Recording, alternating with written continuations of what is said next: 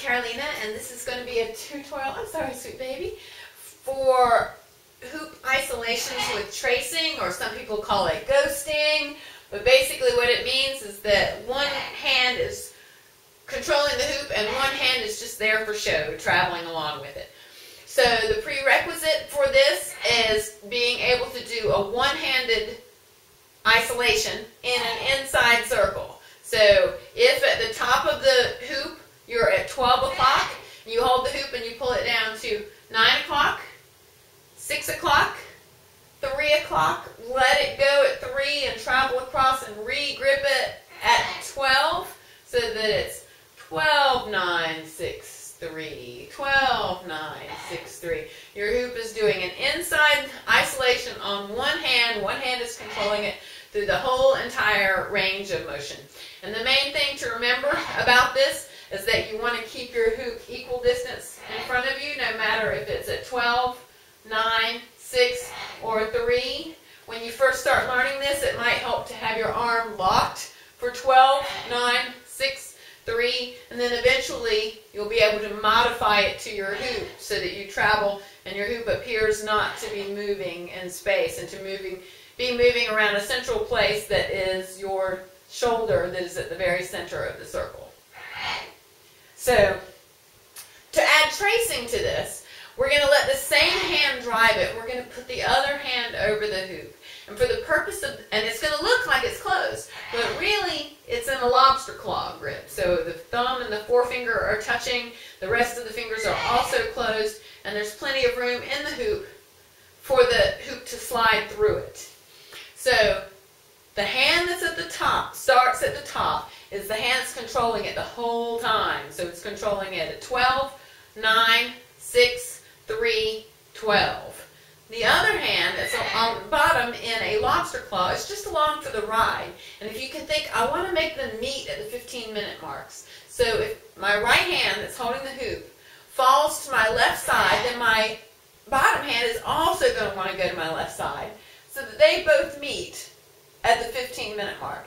And then the hand that's driving is going to keep control of the hoop. The other hand is going to let go, slide to the other side of the first hand, and keep traveling. Now they're going to meet again on the opposite side. The hand that's just along for the ride, that's just tracing, is going to let go, slide down to the bottom, and keep traveling. So they're right back at 6 and 12. The main good thing about having this extra hand is that when you're doing this, when you're at this point where your hoop rolls, you can actually hold it for a second with the other hand and make that nice and smooth. So there's really only one moment that you have to let go of the hoop, and that's between 3 and 12, where if you can hold it with your other hand, you can seamlessly roll it and meet.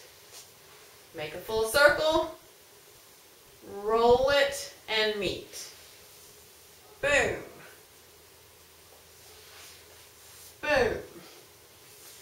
So the closer you can plant your hands as you pass, and right next to it, the more seamless this is going to look. Pass, and right next to it. If you look at it from the side, I'm coming to here. I'm actually letting my hand come around and over, supposedly gripping it again, fake gripping it again, letting it slide down and back to the bottom. To the top and to the bottom. So the hand that's sliding keeps sliding no matter what. It just keeps sliding, sliding, sliding. And because you're meeting at the two corners, you're both coming down and up simultaneously on the left. Pass. Down and up simultaneously on the right. Pass. Down. Oops. Across. Down. Across. So when you first start learning this, if you're having trouble with your tracing hand gripping, try making an OK sign, and let it slide through your OK sign.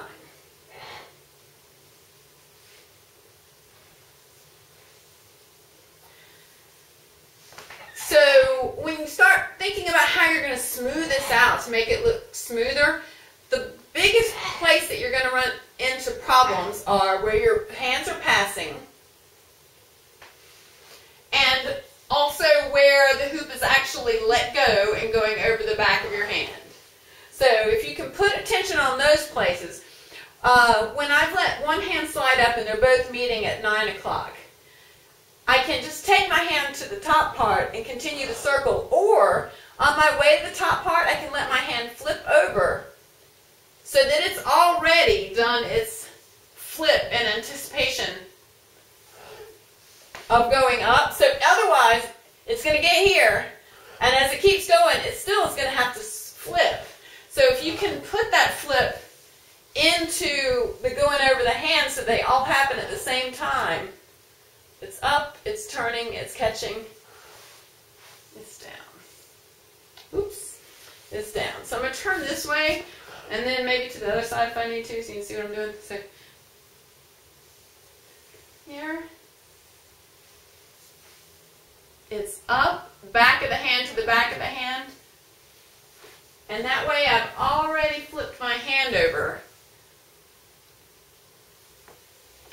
and it's ready to continue that circle.